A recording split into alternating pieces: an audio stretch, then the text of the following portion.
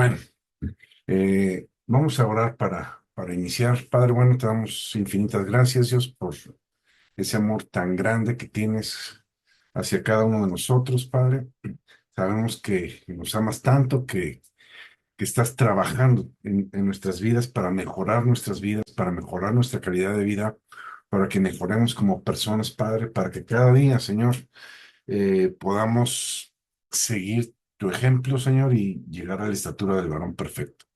Gracias, Dios, porque nos ayudas a dejar, Señor, todos esos malos hábitos o malos vicios que cualquiera de nosotros pueda tener, Padre. Gracias porque tú eres el que pones el querer como el hacer, Señor. Y en el nombre de Jesús de Nazaret te damos muchísimas gracias, Dios, porque cada día nuestra conexión contigo, Señor, es cada día más fuerte. Cada día podemos escuchar tu voz con mayor facilidad. Y gracias porque tú sabemos que siempre escuchas nuestras oraciones. En el nombre poderoso de Cristo Jesús. Amén. Bueno, Amén. si se fijaron, el tema de hoy se llama este, tomando la estafeta, ¿sí? Entonces, quiero empezar con una cita. Esa cita está en eh, Tercera de Juan, tercera carta de Juan, capítulo 1, verso 4, o tercera de Juan, verso 4, porque nada más es un solo capítulo. Ok, dice así, dice, no tengo yo mayor gozo que este, el oír que mis hijos andan en la verdad. Santifícalos en la verdad, y luego dice, tu palabra es la verdad. ¿Se acuerdan? Jesús dijo, yo soy el camino, la verdad y la vida, y nadie viene al Padre si no es a través de mí. Entonces Jesús es es la verdad, la única verdad que hay. La palabra de Dios es la verdad. De hecho, dice la Biblia, sea Dios veraz, o sea, sea Dios verdad y todo hombre mentiroso. Entonces, eh, lo interesante aquí es que está diciendo Juan, dice, el mayor gozo que puede tener un padre es que sus hijos anden metidos en la palabra, anden en la verdad. Andar en la verdad significa caminar de acuerdo a la palabra de Dios, vivir bajo los preceptos bíblicos. Eh, por ejemplo, nosotros tenemos tres hijos. El más grande es un muchacho especial, todavía depende mucho de nosotros.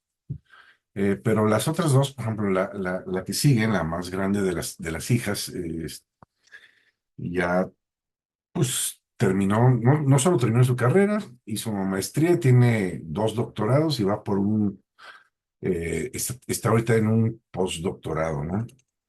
Eh, y a pesar de eso, porque a veces nos tildan de ignorantes la gente que es atea y que a los que buscamos a Dios, pues mi hija, a pesar digo, es más culta que la mayoría, la mayor parte de la población, pues, por así decirlo, eh, y está, tiene su relación personal con Dios, predica en la iglesia, enseña, y me ha llamado la atención porque los mismos testimonios y ver, ella tiene una hija, o sea, mi nieta, cómo le está enseñando a orar, ella.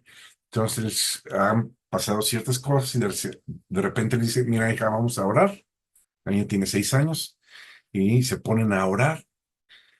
Y luego cuando Dios responde, le dice, mira, ¿te acuerdas que oramos?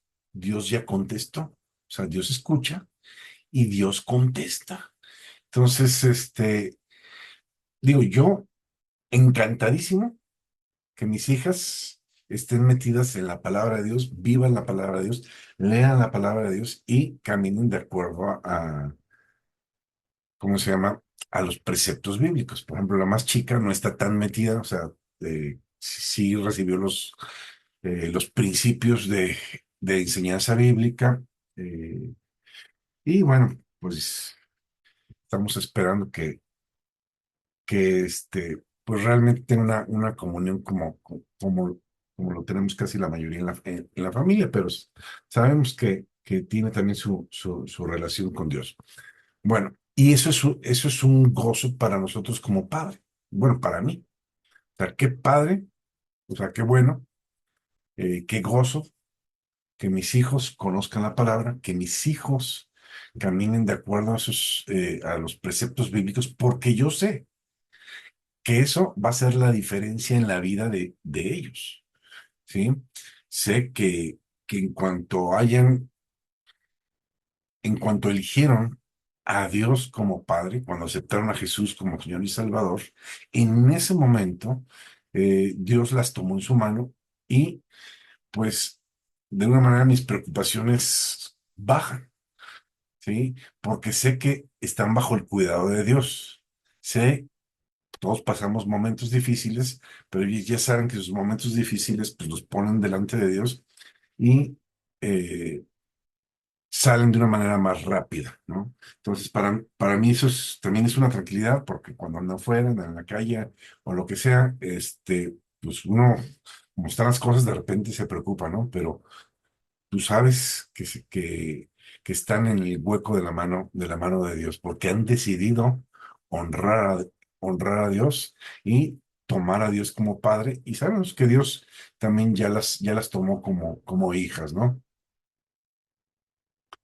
Fíjense lo que dice Efesios capítulo 6 versos 2 y 3.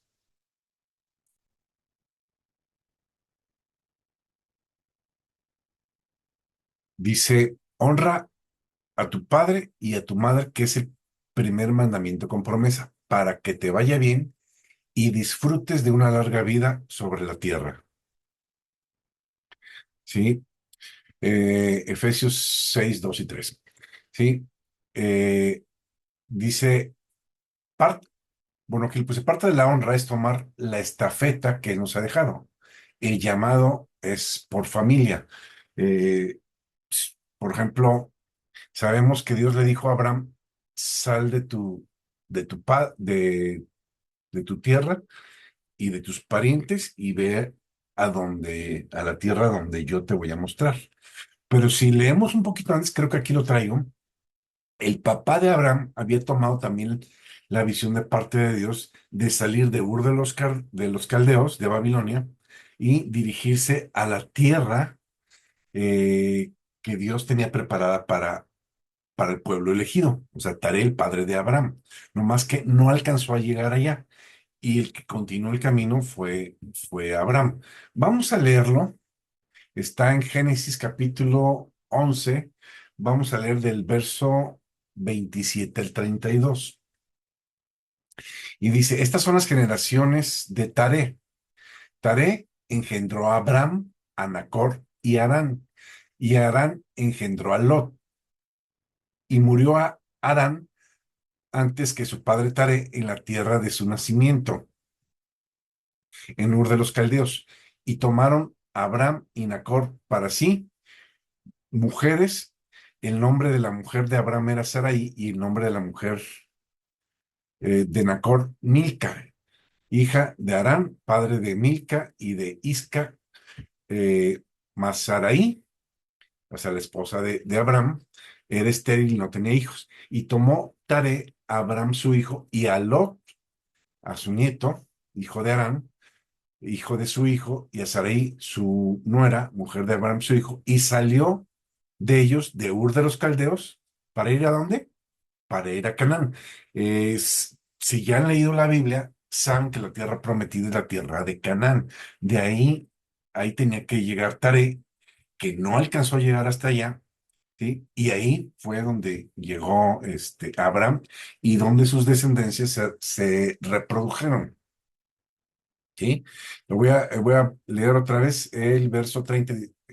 Sí, dice, Masaí era estéril y no tenía hijos. 31. Dice, y tomó Taré a Abraham su hijo y a Lot, hijo de Harán, hijo de su hijo, y a Sarai, su nuera, mujer de su hijo, y salió con ellos de Ur de los Caldeos para ir a la tierra de Canaán. Y vinieron hasta Harán, no llegaron a Canaán, llegaron hasta Harán. Y se quedaron ahí, y fueron los días de Taré, 205 años, y murió Taré en Harán.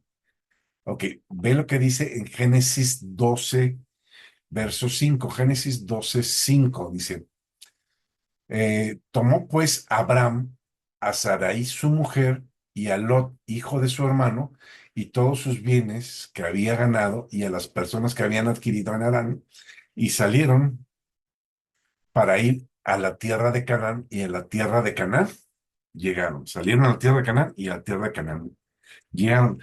Aquí nada más hay un detalle, creo que no sé si ya lo comenté por aquí alguna vez. Si se fijan aquí dice, cuando Abraham sale de Harán para ir a Canaán, toma a su mujer, sus posesiones, pero se lleva al sobrino. El sobrino era huérfano. Sí, creció como, yo creo que creció como si fuera el hermano menor de Abraham, porque el papá de Abraham crió al nieto, a Lot. Pero la orden de Dios para, eh, para Abraham era, deja tu tierra, tu parentela, y haré de ti una gran nación. ¿Sí? Y entonces vemos que la palabra que Dios le da a Abraham no se cumple hasta después de que se separan Abraham y Lot. Cuando, en el momento que se separan, Abraham y Lot, si ustedes lo leen más adelante ahí en estos capítulos, dice la palabra que después de que se separaron, Dios le volvió a hablar a Abraham y le dijo, de aquí a 9 meses vas a tener un hijo. Sea, ya le había prometido el hijo, pero el hijo no llegaba. ¿Por qué no llegaba? Sí, porque no había obedecido de manera completa, obedeció como a medias. Salió de la tierra, pero no dejó a todos sus parientes. Ok, Salmo 127:3. Fíjense qué interesante. Dice, he aquí, herencia del Señor son los hijos, cosa de estima del fruto del vientre. Como saetas en manos del valiente, así son los hijos habidos en la juventud. O sea, ¿qué está diciendo? Que tus hijos son la herencia de Dios. Alguien por ahí decía que todo lo que tenemos es prestado, es dado por parte de Dios, prestado para vivir nuestras vidas, aún nuestros hijos, porque tenemos que dejar o entregar nuestros hijos a Dios, ¿sí? Para que, como explicábamos al principio, cada uno tenga su propia relación con Dios. Eh, y aquí en la segunda parte de este versículo, o de esta porción que leímos, dice que son como saetas en manos del valiente. Que es, ¿sabes? Una saeta es una flecha, y desde el padre llegó hasta cierto lugar y a partir de ahí lanza al hijo o lanza la flecha, ¿sí? Y va a llegar mucho más lejos de donde llegó el papá. O sea, el papá tiene que impulsar a los hijos, debe ser como ese trampolín. Yo llegué hasta aquí, pero mis hijos no van a llegar hasta aquí. Mis hijos tienen que llegar mucho más lejos de lo que yo llegué, y tengo que ser ese trampolín. Por eso le puse a esta enseñanza tomando la estafeta. Nuestros hijos tienen que tomar nuestra estafeta. Ahora estamos hablando de la herencia, y la mejor herencia que le podemos dejar a nuestros hijos no es dinero. El dinero va y viene y de repente, pues no sabes qué pueda pasar en el mundo, cambian los sistemas monetarios, al rato, pues a lo que estamos viendo va a desaparecer el dinero en efectivo, y todo va a ser a través de monedas electrónicas, bitcoins, o no sé qué. La gente habla de un reseteo, no sé si sea cierto, pero sí, de un momento a otro pueden cambiar las situaciones, pero lo que nunca debe de cambiar es su relación con Dios. Y teniendo una buena relación con Dios, y pueden aprender a depender de Él. Y entonces no importa si tienen o no tienen dinero, si tienen a Dios como Padre. Porque si tienen a Dios como Padre, Dios ha prometido cuidarlos y proveerles todo lo que necesitan, darles el alimento que necesitan, el techo que necesitan y el vestido que necesitan. ¿Se acuerdan que dicen en Mateo, busca primeramente el reino de su justicia y todas tus necesidades serán suplidas? No tienes que preocuparte por qué vestir, por qué comer, por qué beber. Sí, tu padre que está en los cielos sabe que tienes necesidad de todo esto. Y además, por ejemplo, nos enseña, por ejemplo, en la parábola del hijo pródigo, que en la casa de mi padre hay abundancia de pan. Esta frase me gustaría que quedara como bien grabada en nuestros corazones. En la casa de mi padre hay abundancia de pan, porque Dice la Biblia, no hay justo desamparado ni su simiente que mendigue pan, que es un justo, es aquel que ha recibido a Jesús como Señor y Salvador. Somos justificados, dice la Biblia, gratuitamente por la fe en su nombre. ¿Sí? Entonces, pues yo he sido justificado, pero no nada más yo he sido justificado por creer en Jesucristo. Ahora mis hijos creen en Jesucristo y ellos son justificados y son hechos justos y no hay justo desamparado ni su simiente que mendigue pan, su simiente, sus hijos. Entonces yo sé que mis hijos, ¿sí? Están bajo el cuidado de Dios y yo sé que mis nietos están bajo el cuidado de Dios, porque es la promesa de que Dios nos ha hecho a nosotros como familia. Ok, vamos al libro de Reyes, capítulo 5. Vamos a leer del verso 1 al 5. Dice, cuando Hiram, rey de Tiro, supo que había consagrado rey a Salomón en lugar de David, su padre, envió a sus embajadores, pues Hiram siempre había estimado a David. Entonces Salomón mandó decir a Hiram, tú ya sabes que David, mi padre, no pudo construir un templo al Señor su Dios por las guerras en que se había envuelto hasta que el Señor sometió a sus enemigos, pero ahora el Señor, mi Dios, nos ha dado calma en todas partes, pues no tenemos enemigos ni calamidades. Por lo tanto, dice aquí, he decidido construir el templo al Señor mi Dios, el templo de Salomón, todos sabemos. Aquí hay algo bien interesante. Hiram, rey de Tiro, o sea, no era judío, pero era amigo de David. Y entonces cuando David muere y toma el reinado Salomón, se presenta Irán, eh, Irán, perdón, delante de, bueno, manda a sus embajadores, ¿sí? Para ponerse las órdenes de Salomón. Y aquí hay algo bien interesante. Una vez mi pastor me dijo, los amigos de mi padre son mis amigos. Entonces, de alguna manera, pues, por ejemplo, nosotros lo hemos vivido como estos lazos a veces de amistad entre familias se vuelven como familiares y de alguna manera cuando tu papá no está, pueden quedar esas amistades, ¿no? Las buenas amistades, ¿no? Son las que quedan, las que no, pues, obviamente no. Verso 5 dice, por lo tanto he decidido construir un templo al Señor mi Dios, conforme a la promesa que él le hizo a David, mi padre cuando le dijo que su hijo, a quien él haría reinar en su lugar, sería quien construiría un templo en su honor. Ok, entonces tenemos que tomar la decisión. El llamado ya está. Por ejemplo, aquí el que está tomando la estafeta es Salomón. David quería construirle el templo a Dios. Si ustedes leen un poquito antes, en los últimos, en el segundo libro de Samuel, David quería construirle templo a Dios. De hecho, consiguió todo. Y el profeta le dijo al profeta, oye, quiero construir el templo de Dios. Y el profeta le dijo, no, hay mucha sangre en tu mano y tú no vas a construir el templo, lo va a construir tu hijo. Es la palabra que le da David. Se conoce como el templo de Salomón, pero si leemos, David le dejó todos los materiales que necesitan para el templo y todos los recursos económicos para construir el templo, se los dejó David a Salomón para que Salomón construyera el templo. Se conoce como el templo de Salomón, pero el que proveyó todo fue David. ¿Sí? Seguimos adelante. Entonces, tenemos que tomar esa decisión. El llamado está. Se requiere la firme decisión, ese fuerte deseo y convicción y pasión.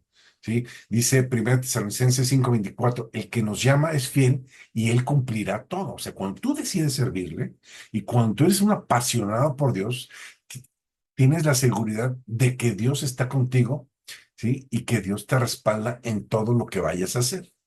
¿Sí? Ministerialmente hablando, si no tomamos el llamado, los esfuerzos que se hagan serán las propias fuerzas consiguiendo resultados fútiles o inútiles o muy pocos resultados. En cambio, cuando decidimos tomar la estafeta, el alcance va a ser mayor, como la porción de la escritura que leímos anteriormente, que dice que los hijos son como saetas en manos del valiente, o sea, su alcance va a ser mucho mayor que el de nosotros. Cuando tomamos la estafeta, nuestro alcance es mayor porque somos esas saetas, hermanos del valiente. Eh, ¿Qué es estar fatigado o desanimado? Estar, eh, pues, de alguna manera, nos falta esa pasión. Cuando la gente tiene pasión, no tiene tiempo para deprimirse. Cuando alguien realmente está enfocado en algo, eh, pues está buscando conseguir algo, tiene la meta, tiene los ojos puestos en la meta y no se va a mover de ahí, ¿sí? Eh, Va a hacer lo que él ha planeado. Y cuando nosotros decidimos seguir a Dios y ese amor por Dios permanece en nosotros sin disminuir, porque tenemos el ejemplo que Dios da a través de la palabra cuando Pablo le escribe a Timoteo y le dice, aviva el fuego del don de Dios que está en ti. ¿Por qué le dijo aviva el don de Dios? Porque lo veía que se estaba enfriando. De hecho, Timoteo es el hijo espiritual de Pablo. Pablo habla de mi hijo Timoteo, aunque no lo engendró físicamente, pues él lo creó y él lo formó, y lo formó en la palabra. Y andaba con Pablo para todos lados. De hecho, hay una parte muy interesante donde Pablo lo deja a Timoteo en cierta región para que organice la iglesia en esa región. Y Timoteo le dice, no, yo me quiero ir contigo, yo quiero estar contigo. O sea, anduvieron tanto tiempo juntos que el amor que había entre ellos, un amor de padre e hijo, estaba tan fuerte, pero Pablo le decía, te ruego, le dice en la carta, que te quedes ahí, ahí es donde te necesito. Necesito que alguien de confianza ahí en ese lugar para que pueda desarrollar y ministrar y edificar la iglesia que se quedó ahí. Él no quería estar ahí, no por no trabajar en la obra, sino porque no quería dejar a Pablo. Uno de los impedimentos para cumplir el llamado familiar, el llamado familiar, ahorita vimos cómo el llamado empezó con Taré, luego siguió con Abraham, luego siguió con Isaac y luego siguió con Jacob. En el caso de Noé, fue Noé, su esposa y sus hijos. Entonces, de alguna manera yo sí siento que el llamado que tenemos es por familia a servir a Dios, ¿sí? Ok. El problema es cuando tenemos falsas expectativas, ¿no? Unas falsas expectativas cuando tienes expectativas irreales, cuando esperas cosas irreales, ya sea de la vida, de Dios o de cualquier cosa. Puede pasar ¿cómo se llama? En el matrimonio, todos llegamos con expectativas y cuando la otra persona no cumple las expectativas, pues nos sentimos decepcionados. Pero el problema no es el otro, el problema somos nosotros que pusimos expectativas erróneas o falsas expectativas, ¿sí? Tendemos a poner falsas expectativas sobre los demás. Al no cumplir esas expectativas, terminan defraudándonos. Las personas jamás cumplirán nuestras expectativas. No pueden, aunque supieran cuáles son, porque muchas veces pues, las expectativas personales las tenemos dentro y ni siquiera las hemos expresado. Entonces, ni ellos saben cuáles son las expectativas correctas. O no correctas, sino las expectativas que nosotros tenemos. Entonces, y además no tienen por qué cumplir nuestras expectativas. Esas son, no sé, anhelos personales que cada uno tiene. Ok, normalmente, y esto pasa, hablando de expectativas también, Jesús habló de un principio espiritual que se llama poner o la vista en la paja que tiene la persona que tenemos enfrente y no ver la viga que nosotros tenemos cargando. O sea, en el prójimo vemos la paja, pero no vemos la viga. O sea, tendemos a ver muy fácil los pequeños o grandes defectos que los otros tienen, pero nos cuesta trabajo ver los defectos que nosotros que nosotros venimos cargando, ¿sí? Tenemos que aprender a lidiar con la humanidad de nuestros padres.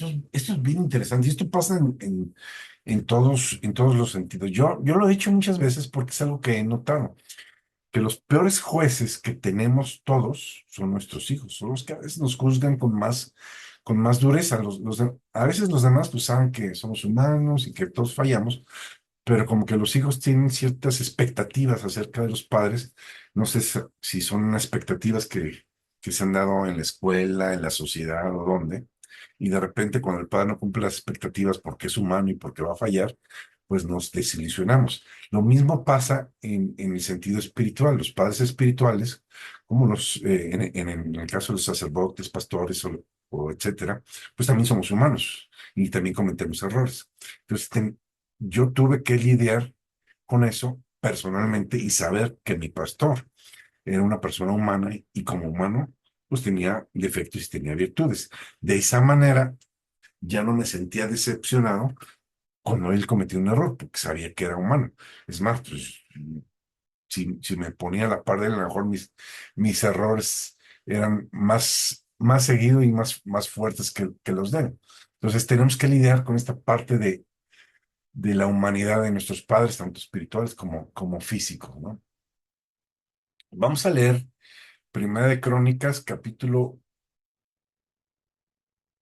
21. Tengo aquí, sí, eh, cuando David hace el censo.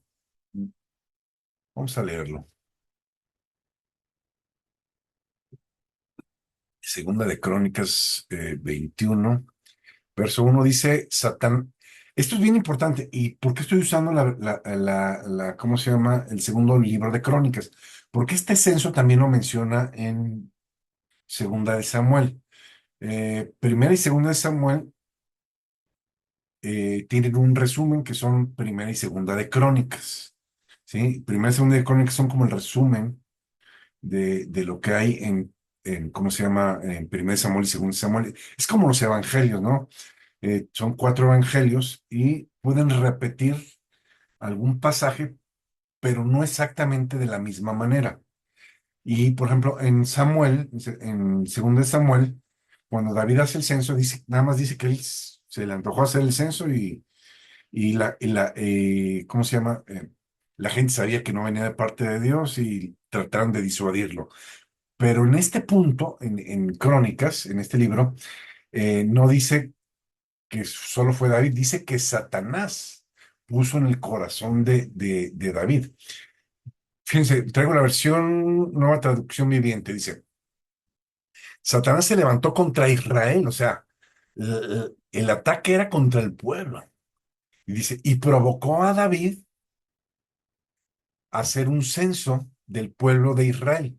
De modo que David dijo a Joab y a los comandantes del ejército, hagan un censo de todo el pueblo de Israel, desde Bersebea hasta el sur de Dan, en el norte, y tráiganme un informe para que yo sepa cuántos son. Pero Joab, o sea, el comandante, le respondió que el Señor multiplique el número de su pueblo 100 veces. Pero, ¿por qué mi Señor quiere hacer tal cosa? ¿Acaso no son todos servidores suyos? ¿Por qué hará que Israel caiga en pecado? O sea, el mismo comandante se da cuenta que esto no está bien delante de Dios, ¿sí? Y si leemos el principio, dice que Satanás puso en el corazón de David hacer esto, entonces no estaba bien, ¿sí?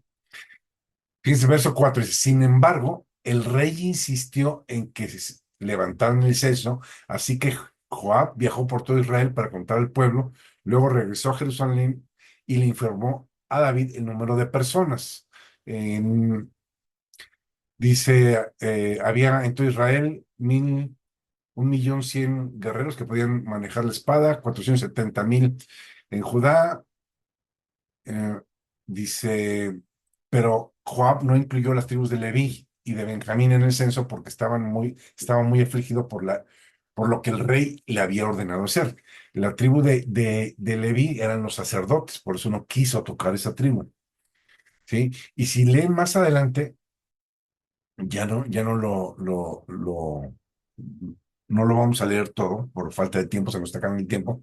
Este, Dios se molesta después cuando le traen el conteo, como que Dios espera hasta que le traigan el conteo, manda al profeta y le dice, ¿sabes qué? Esto que hiciste está mal. Y en ese momento reconoce David que hizo mal.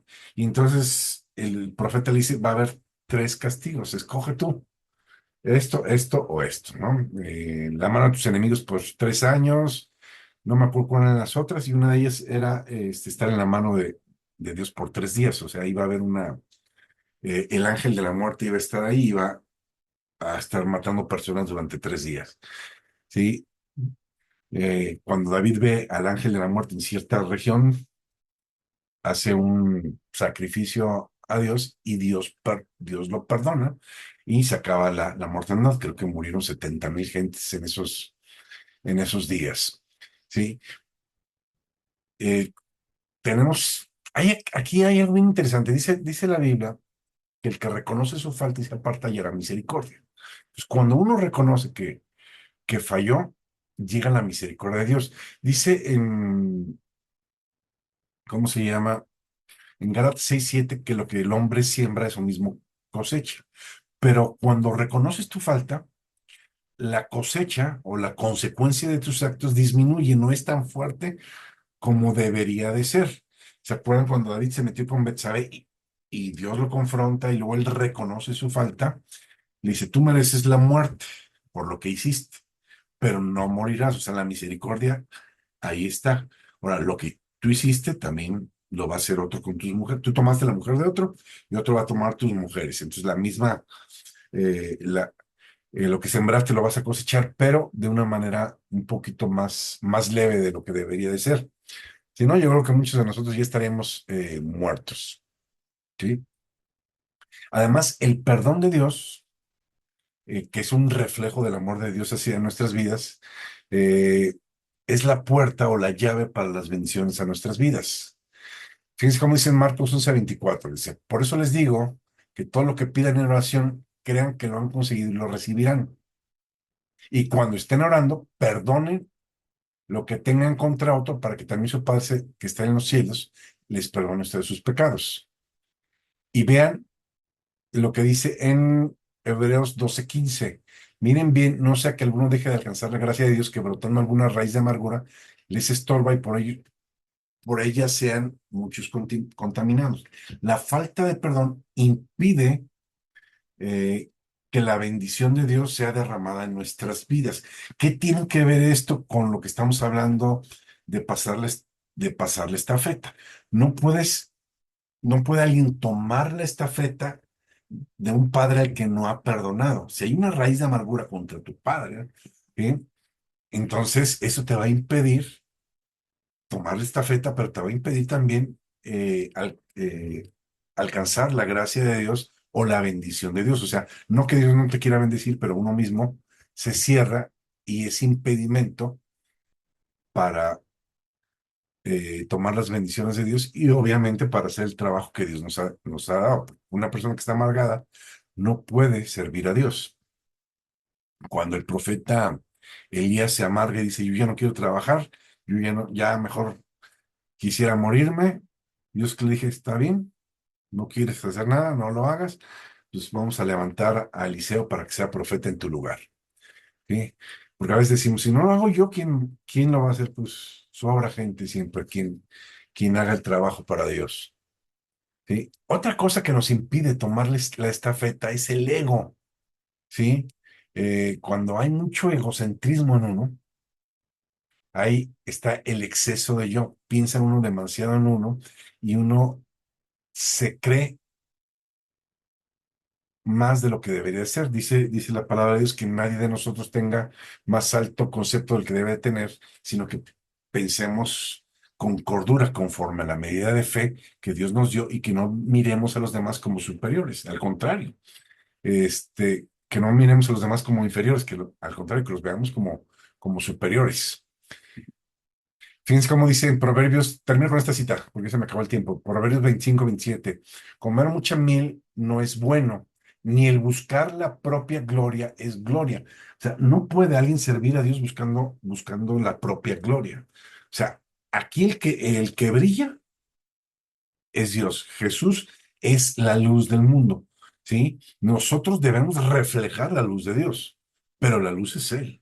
La gloria y la honra debe ser para Él. Y a veces nosotros queremos tomar la gloria, la honra que no nos corresponde. Y entonces es cuando nos metemos en camisas de once varas y es cuando vienen los problemas, porque inclusive dice, hay un principio espiritual que dice que antes de la caída es la altivez de espíritu. La gente que ha caído, si tú ves atrás un poquito, es porque hubo altivez de espíritu, ¿no? Hubo soberbia en su corazón. No es buena la soberbia y Dios, dice la Biblia, Dios resiste a los soberbios, ¿sí? Pero da gracia a los humildes. Entonces, para servir a Dios y tomar la estafeta de Dios, ¿sí? Necesitamos humildad. Bueno, aquí le voy a parar, nos quedan 2 minutos.